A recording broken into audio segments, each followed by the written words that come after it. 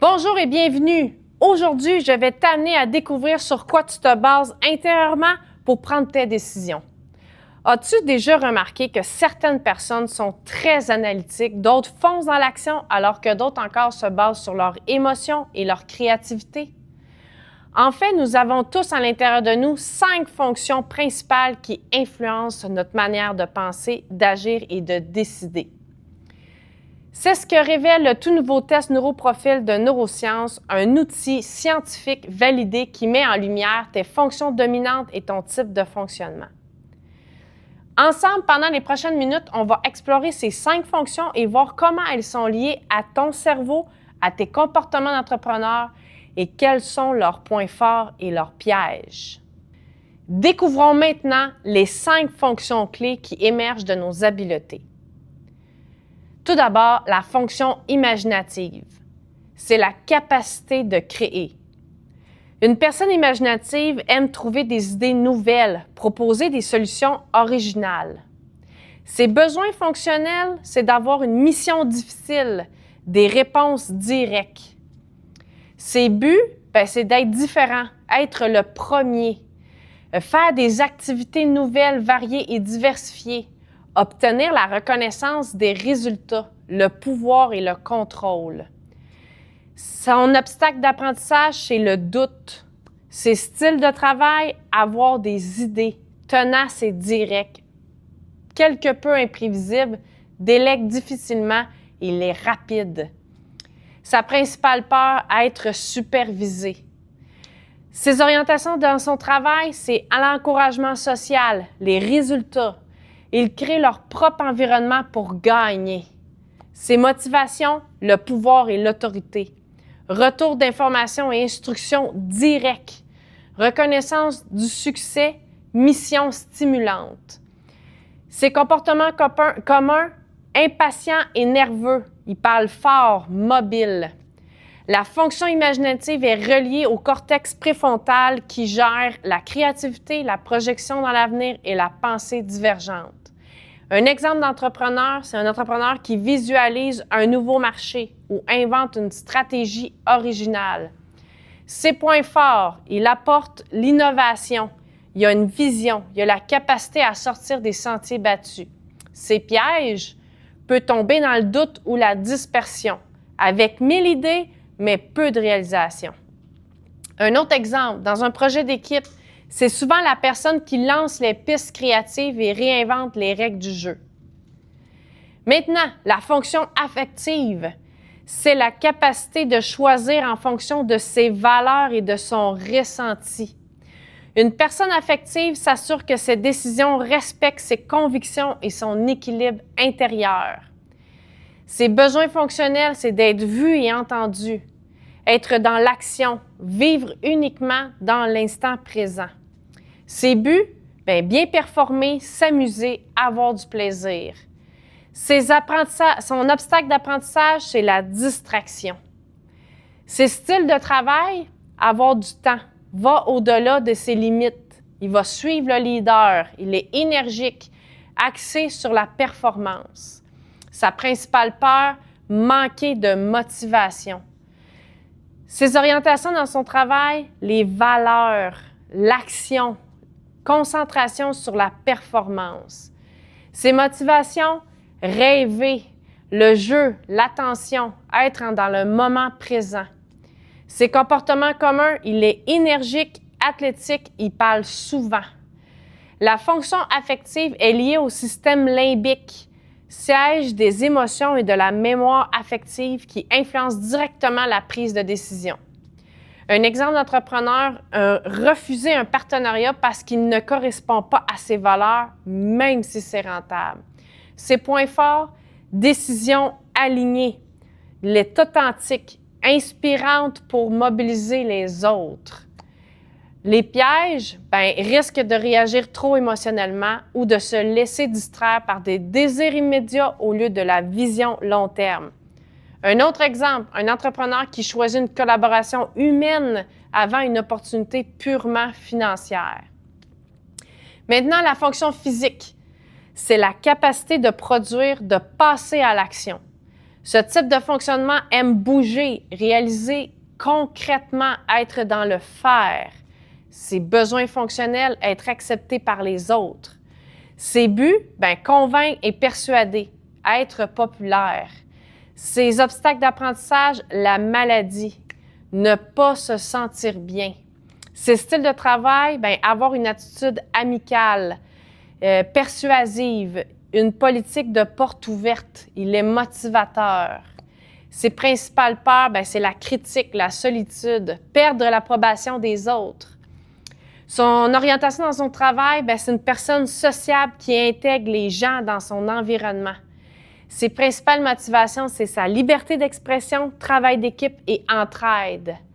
Ses comportements communs, il est enthousiaste avec les autres, parle sans arrêt.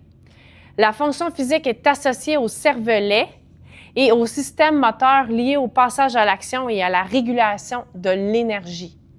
Un exemple d'entrepreneur, celui qui dit « assez parlé, on y va » et qui transforme l'idée en prototype rapidement.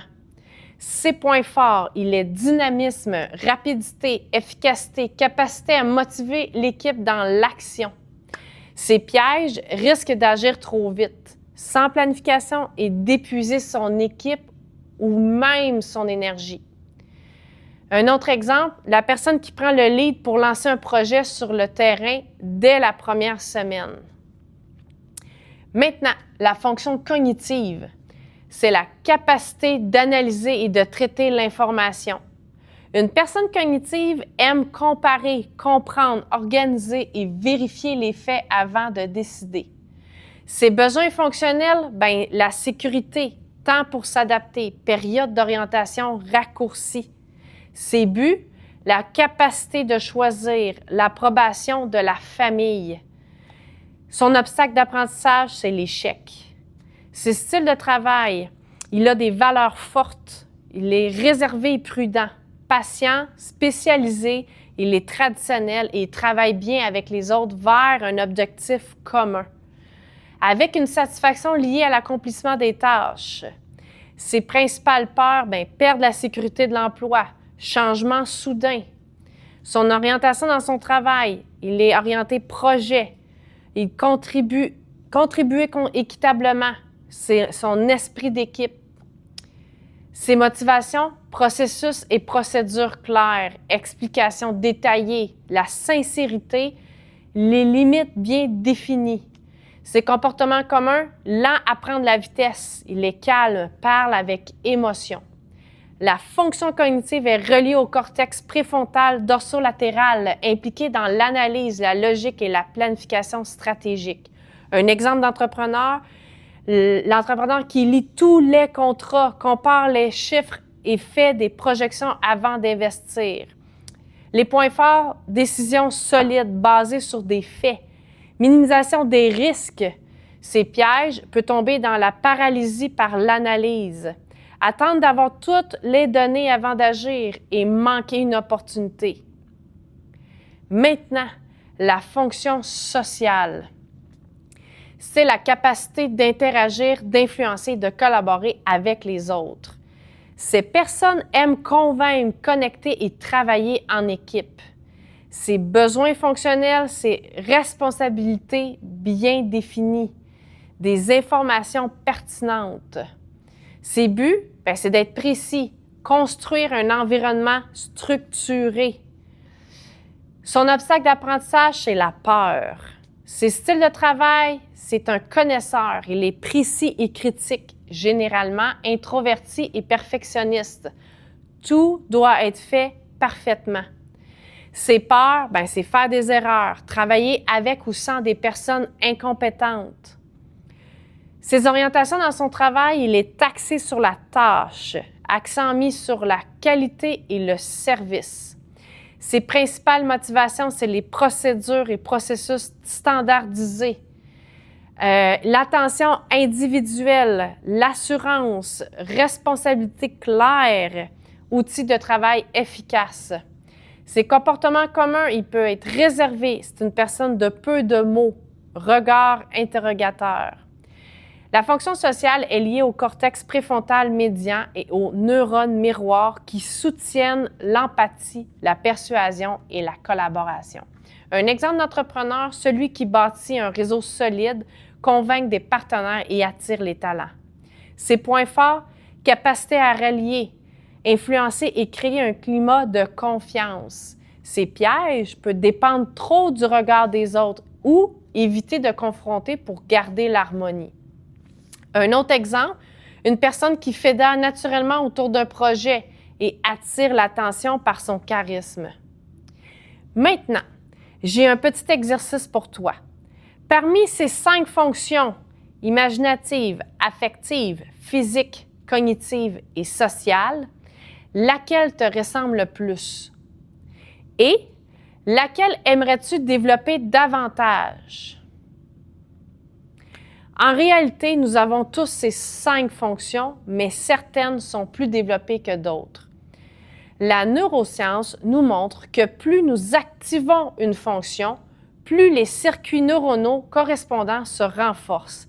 C'est le principe de la plasticité cérébrale. Quand nous apprenons à mieux connaître et équilibrer nos fonctions, nous devenons plus clairs dans nos choix, plus confiants dans nos décisions et plus efficaces dans nos relations. C'est ce qu'on appelle devenir une personne synergique, utiliser l'ensemble de nos fonctions de manière harmonieuse. Comprendre son fonctionnement, c'est non seulement mieux se connaître soi-même, mais aussi mieux collaborer avec les autres. Et ça, c'est une clé énorme pour ton développement personnel et entrepreneurial. Alors, retiens ceci. Nous avons 5 fonctions intérieures. Elles influencent nos choix, nos décisions et nos comportements. Les découvrir, c'est t'offrir plus de clarté, de confiance et de puissance dans ta vie personnelle et professionnelle. Si tu veux aller plus loin, je t'invite à passer le tout nouveau test Neuroprofil de Neurosciences. En plus, tu recevras une rencontre de coaching avec moi de 30 minutes pour explorer ensemble tes résultats et voir comment les appliquer concrètement dans ton quotidien.